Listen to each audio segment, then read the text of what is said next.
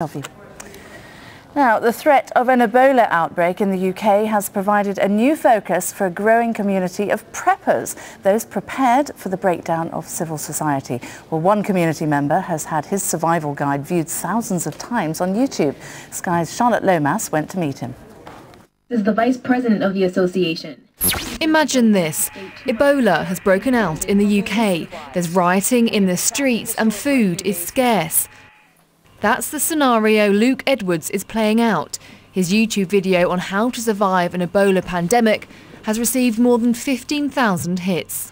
I've bedded down for the night, decided to move on. Where I was staying just didn't seem secure enough. He's what's known as a prepper, a rapidly growing community in the UK who, as the name suggests, are prepared for anything from a natural disaster to the collapse of society. You've got your fuel for your camping stove. Luke has spent more than £2,000 on survival gear, including a gas mask and biohazard suits for himself and his wife. He says he wants to ensure they stand the best possible chance if the worst happens. Whether it's a lack of trust, it's maybe a lack of faith in the ability of others. I'd rather have that faith in myself to to be able to deal with the things that I need to keep myself in a relative amount of comfort, and for my wife as well. So.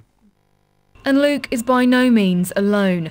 There are thousands of preppers across the UK, alert to all different kinds of catastrophe, whether it be flooding, a terrorist attack or disease. Public health officials, however, want to make sure people are guided by facts and not fear when it comes to Ebola.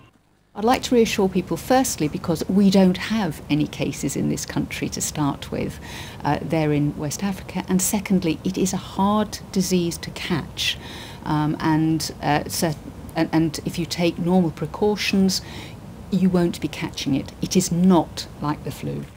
Despite these reassurances, Luke isn't taking any chances. The beauty of these bags is once they're vacuum sealed, they stay nice and flat and can go in your bag without taking up too much room. Last a few weeks at home and survival rucksacks kept in various locations if he's forced outside. He admits he's often the butt of his friends' jokes, but says if civilization does collapse, he'll have the last laugh. Charlotte Lomas, Sky News. Now, many of the thousands of brides who married American GIs during the Second World War embarked on a new life in the US on